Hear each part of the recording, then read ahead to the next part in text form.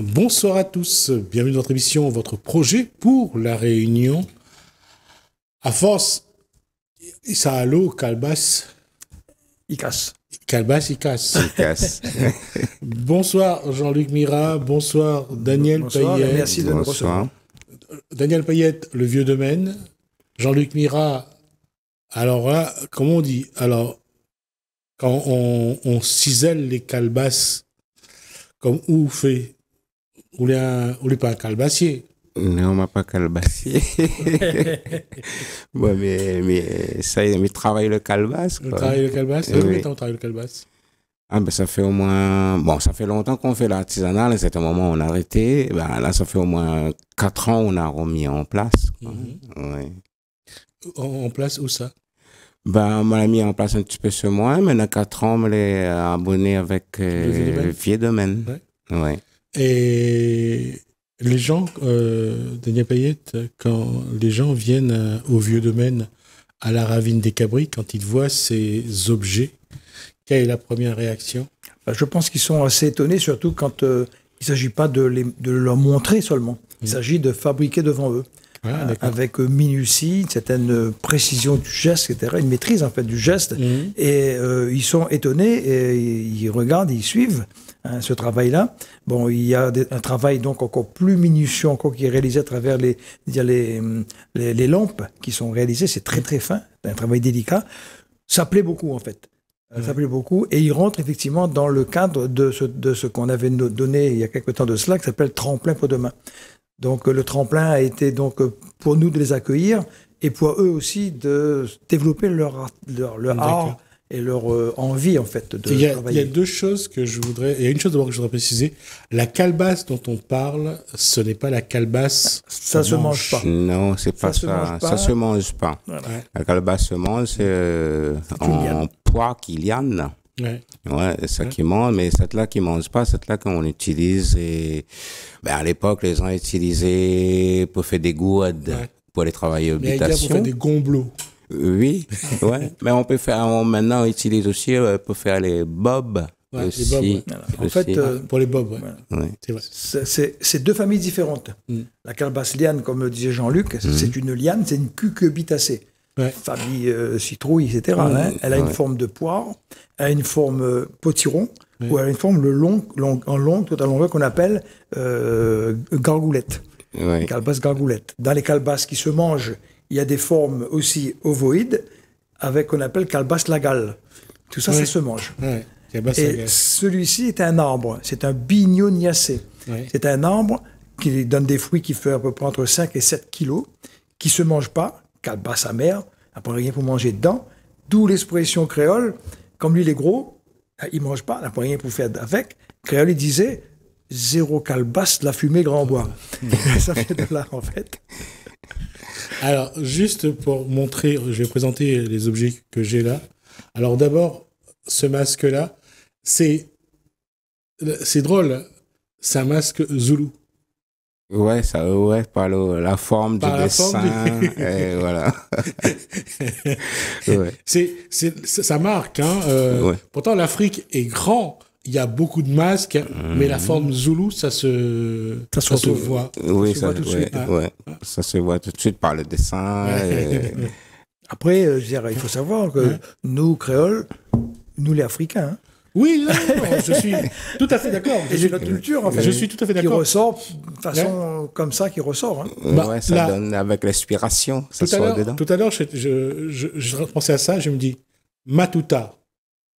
Matuta, c'est Saint-Joseph là-bas. C'est à Saint-Joseph. Mais le nom vient d'où? Vraisemblablement, c'est d'origine africaine, malgache. C'est là, comme Mafati, comme... Mafati, Silaosa, pour beaucoup de notre culture, je le disais tout à l'heure, elle est africaine. Donc elle est imprégnée aussi d'une forte culture malgache. Et on retrouve ces noms en fait d'esclaves qui sont évadés en fait sur les hauteurs, qui ont donné Simon Def, etc. Et ça, c'est à l'intérieur de nous-mêmes que nous les blancs ou que nous les de couleur, notre sang il reste africain. Tout à fait. Non, mais c'est d'autant plus vrai. C'est d'autant plus vrai pour une simple raison. J'allais dire, lorsque la terre va commencer, les gens ont commencé à partir un peu partout, ils partent de l'Éthiopie. Surtout, ils partent d'Afrique. Ouais. Le peuplement de la terre part d'Afrique. Tout à fait. Et ça, que les gens, ça leur fasse plaisir ou pas, c'est une réalité. C'est une réalité. Ouais, c'est le berceau de l'humanité. Voilà, en fait, c'est le berceau de l'humanité. C'est le berceau aussi de quelque chose que nous utilisons beaucoup, hein, le café. Hein. C'est cette origine-là, hein, la région de Kaffa. Donc, toute l'histoire a été imprégnée de par l'Afrique, hein, l'Éthiopie. Il y a même une boisson que j'ai découvert ça il n'y a pas longtemps qui s'appelle kéfir. Kéfir. C'est une boisson. Et kéfir, les gens appelaient les gens de couleur kéfir, nègres, avant. Et je me dis que voilà, on le veut ou pas, on est lié à notre histoire. Notre histoire, c'est ça. Hein. Ouais. On n'est pas... Oui. Voilà. Ben, l'histoire, c'est l'Afrique. Oui, l'histoire, c'est l'Afrique. C'est l'Afrique. Ben, ne serait-ce que quand on regarde le peuplement de l'Inde, les Dravidiens, la vallée de l'Indus, ce sont des gens qui arrivent d'Afrique. Et d'ailleurs, il y a en Inde un endroit où il y a encore des Africains, des descendants. Oui. Après des générations et des générations, les Africains sont toujours là. Alors, ce sont les premiers hommes, en fait, qui sont éparpillés hein, sur les continents. Les îles Andaman. Oui. Les îles Andaman, c'est que des Blacks. On les a enfermés il y a une palissade, comme ça le bus peut passer, les voir et les gens leur jeter des bananes et des bonbons. Mais bon, ça, on peut pas faire. Je crois que tu vois, les choses sont en train de drôlement évoluer. Il y a actuellement une acceptation, en fait, je trouve, à travers les jeunes, beaucoup, qui acceptent en fait que notre culture n'est pas européenne, la culture est africaine. Et on revient vers ces valeurs-là pour redonner de la place à cet art, à ce savoir, à cette culture, etc.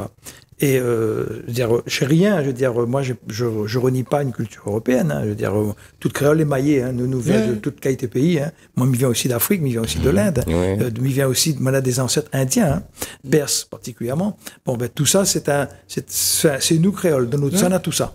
Hein. Donc, on ne peut pas nous aller dire à l'encontre et dire que bon ben le blanc, il est blanc, il vient d'Europe. Pas vrai, ça l'émaillé tout à fait ici. Non, mais d'autant qu'il y a une chose qui est vraie aussi. Les blancs, ce sont les noirs qui sont montés vers le nord et qui, avec le froid, il y a eu ce qu'on appelle une dépigmentation. Oui, tout à fait. Ils sont devenus blancs au départ. Et ça, il y a deux générations. Il y a deux paléontologues qui le disent. Il y a Brunet et Coppens.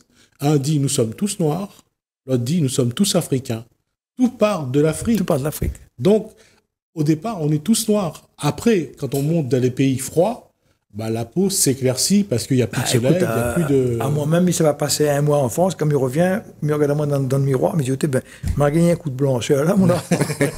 Ben, il est comme ça. Oui, exact. C'est comme ça. Mais là, au fond de nous, ben, on est des hommes de couleur, on est d'une culture d'Afrique. Ouais. Et ça, il faut que tous les gens le sachent. Il faut l'accepter, parce que tout le monde ne l'accepte pas. Écoute, c'est facile. Hein. Moi, j'ai fait pas mal de recherches à l'époque. J'étais un peu plus jeune. On faisait des recherches je connais des gens aussi hein, qui faisaient des recherches sur leur généalogie, leur histoire. Des gens souvent qui ont une connotation bien blanche et des noms souvent un peu gradués, particules, etc. Et quand ils arrivent comme ça, ils trouvent dedans un petit machin dedans, ils arrêtent la même, ils cherchent pas plus loin. Moi, j'ai connu ça. Hein, il y en a qui veulent pas reconnaître qu'ils sont. Il y a, comme je dis toujours, en moi, il y a de l'indien, il y a du malgache, il y a du français. Je suis comme ça. Et puis, voilà. On est tout un mélange. Hein, un mélange de culture. Ouais, exact. Hein? Ouais. Ben, au fond, on vient tous africains. Ouais, au départ, on est tous africains. On est tous africains.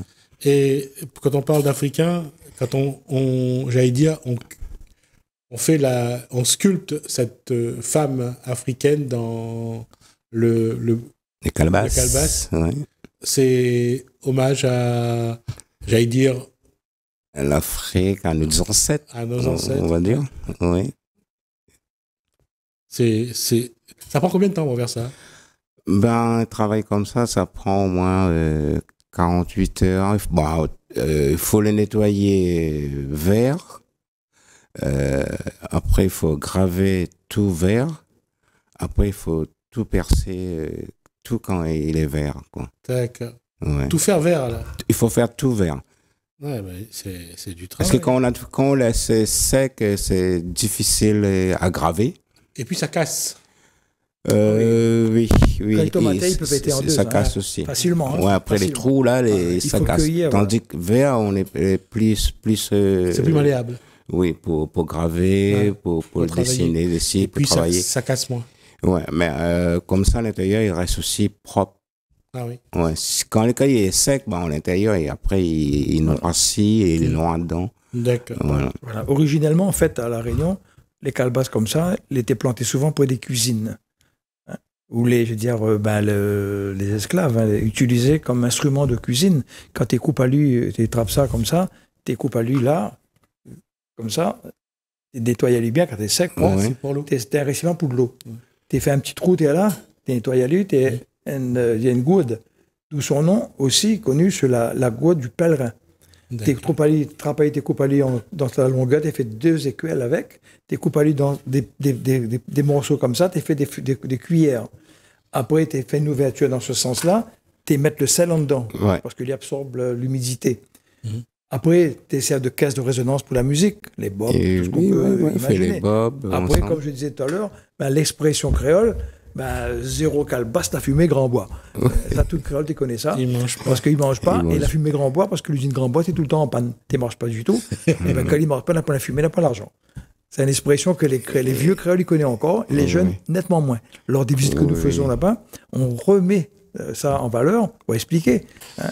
Mais pour Grand Bois, il y a ce Maloya aussi qui a donné la valeur à chemin Grand Bois, Salé Longue, Patipa.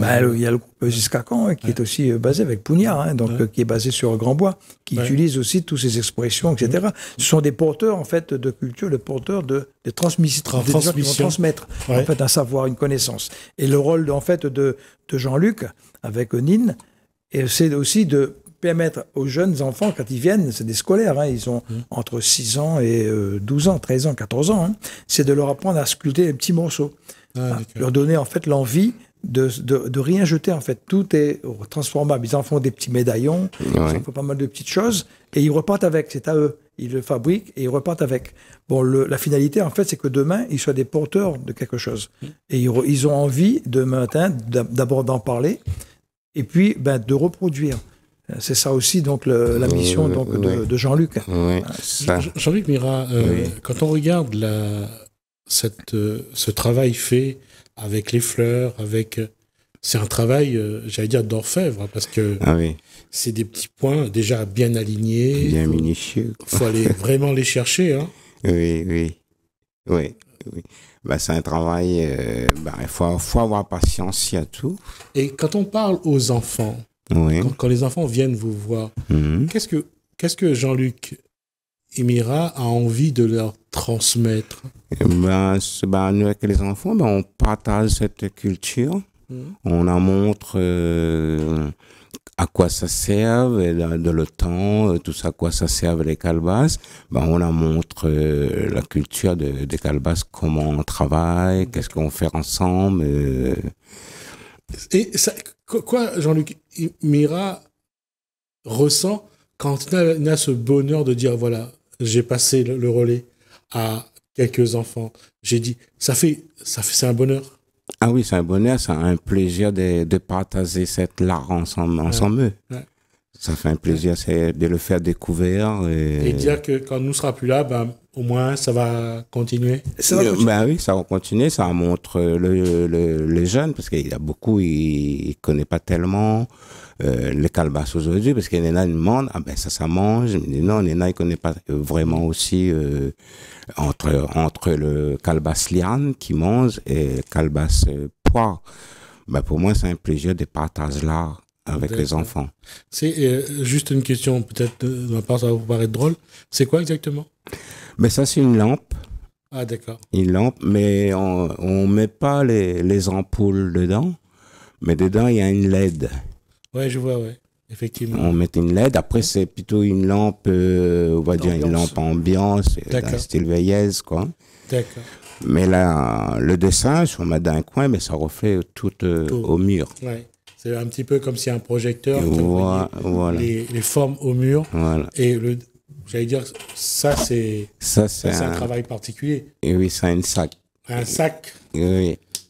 Et donc, madame, il marche avec ça comme ça? De temps en temps, oui. On a des fois, ouais. Parce que Nena, il prend, Nena, il découvre aussi, Non, la question est, je la pose pourquoi? Parce qu'aujourd'hui, il y a un retour à des choses d'avant.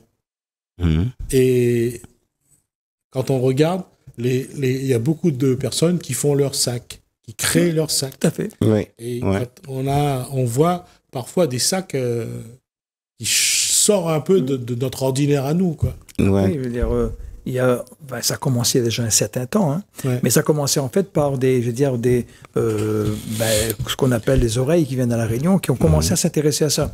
À nous, créoles, on regarde ça comme ça, on me donne une anecdote. Par exemple, le créole, pendant longtemps, tu ne fais pas samoussa, tu fais comme ça, mais machin. Ces jours-là, les métropolitains qui arrivent ici, ils ont remis en place la pratique du samoussa, le bon piment, le machin, et Bipediaouk, il était bon. Moi, je me rappelle, on avait vu un bonhomme, là, t'es fait la colle pistache, et puis t'es fait de bonbons coco, là, comme ça. Mais il était excellent. Ça ouvre la porte, en fait. Dieu l'a ouvert à cause de ça. Non, le créole, on a cette faculté d'attendre que c'est les oreilles qui fait. Après, il nous vient. Oui. Après, il vient. Parce que si les oreilles l'a fait, il fait. Si les oreilles l'ont fait, il n'est pas bon. Oui. Ah oui, c'est ça, c'est comme ça. Et pendant très longtemps, moi, j'ai connu plein de métropolitains sympas, des gens vraiment bien, qui sont venus à La Réunion. Ils n'avaient pas grand-chose comme bagage, etc. Ils sont intéressés à l'art. C'est eux qui ont en fait commencé à initier, en fait. Et puis, nous, après, créole, quand nous l'a vu, pourquoi lui, il fait ça? Moi, Mickey, il fait aussi, moi. Lui l'a fait, nous l'a fait. Et maintenant, Dieu merci, nous l'est bien parti. Demain matin, nos enfants, nos petits-enfants vont s'y intéresser et découvrir cet art particulier.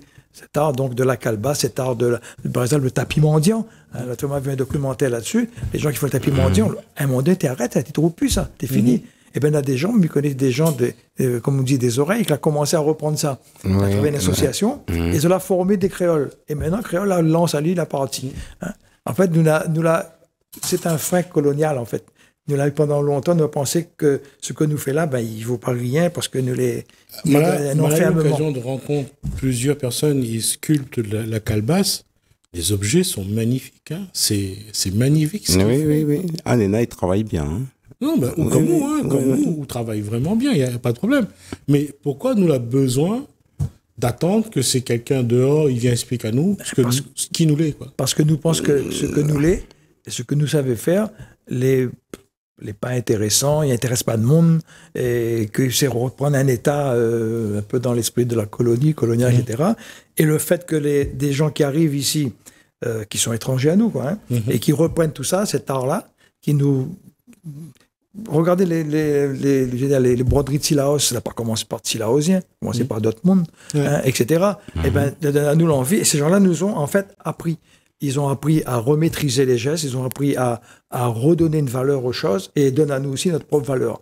Là-dessus, je veux dire, ça prouve en fait qu'il y a dans l'humain, il y a du bon.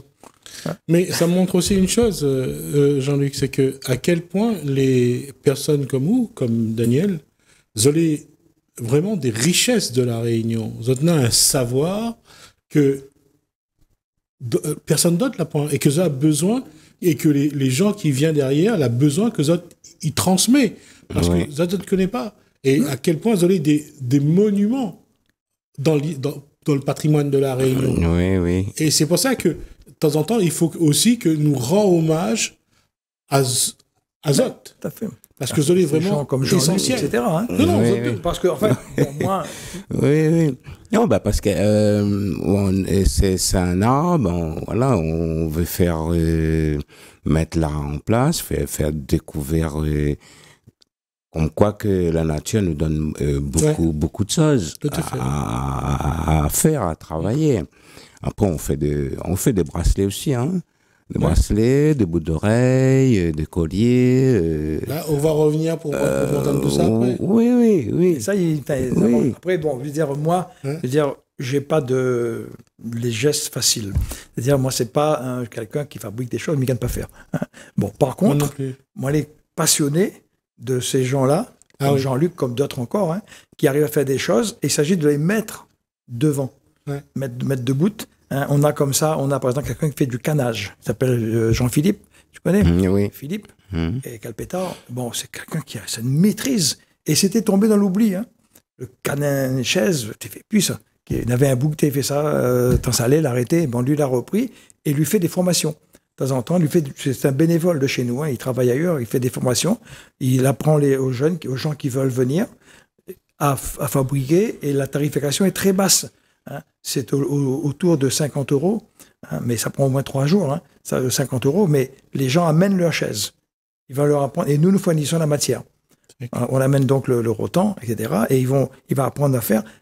On a des gens qui font de l'empaillage, qui font du tressage, etc., et nous les positionnons, en fait, dans cet espace du domaine, et on souhaite qu'en fait, que ça aille ailleurs. L'objet, c'est pas de les garder. D'ailleurs, il y a une rotation qui se fait. Jean-Luc, quand il a commencé, il avait un local. Et il a travaillé dans son local, qui est mis à disposition, c'est gratuit. Puis, il a commencé à avoir de la clientèle ailleurs, il a commencé à avoir une notoriété. L'objet, c'est qu'on ne va pas l'enfermer dans ce local-là. Il va devenir, on appelle, itinérant. C'est-à-dire, il va aller partout, là où il le souhaite, là où il a donc une commande à faire, mais il vient chez nous sur des prestations très précises, avec les écoles, etc. C'est ce qui se passe, en fait. Il n'est pas le premier, il y en a, avant lui, est passé au moins une bonne quinzaine, si c'est pas plus. Là, actuellement, on vient de reprendre une nouvelle mouture. Les dames que vous avez vues dernièrement, c'est les nouveaux arrivés. On a Amandine qui fait la tisanerie, qui était déjà arrivée chez nous comme ça, et maintenant elle a pris une grande notoriété, elle est allée au salon de l'agriculture, elle a une bonne qualité, bon, elle est devenue chez nous itinérante. Elle vient, elle fait des démonstrations, elle fait une pression qui s'appelle la balade d'Amandine. Et c'est valable pour Jean-Luc, c'est valable pour Philippe, c'est valable pour... là, nous avons une nouvelle jeune mouture, des jeunes qui viennent d'arriver, qu'on avait vu, je crois, il y a 3 semaines de cela. Bon, ils maîtrisent un petit peu, mais bon, ils n'ont pas l'aisance encore verbale. Nous, en fait, notre mission, c'est de leur donner l'aisance verbale. Comment ils causent ils causent avec les gestes, on en a parlé. Comment ils causent avec le geste, comment ils mettent la voix, etc. Comment on cause avec... Non, mais l'école, il y a où, là? Moi, mes causes avec les autres, normalement, je l'explique, bon, voilà, comment ça se passe, comment on faut travailler. On dit, voilà, comment la nature, ça nous donne tout. Demain, tu trouves des calebasses, tu peux faire aussi. On peut pas aller tout acheter. On parle, on explique tout ce qu'il faut expliquer. On partage l'art avec eux, quoi. D'accord. Et vous voyez le geste de ses mains. Ouais. Et c'est important, c'est ça qu'on apprend. Utiliser l'art gestuel. Il faut que le corps appuie. Il faut que dans le dialogue, en fait, on est on est l'expression. On montre, on donne l'arme à ses enfants. Tout à fait. Et ça va te poser la question parce que le temps est déjà dépassé.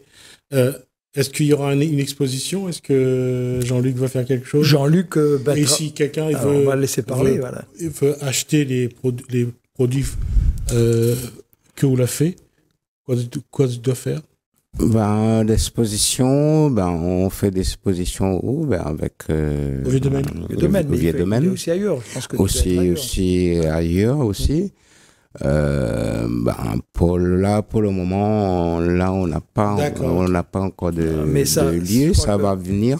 Je crois que Nine, de toute manière, elle a fait une formation maintenant pour être formatrice dans ce domaine-là. Oui. De toute façon, quand il y aura une exposition, 2 ou 3 semaines avant, on recevra Jean-Luc avec ses colliers, ses bracelets et tout ce qu'il fait pour montrer comme ça. Ouais, on a plein de choses, On montrera le maximum de choses. Tout ça qu'on a, c'est tout fait à la main. On a des bonnets, des sacs, on a beaucoup.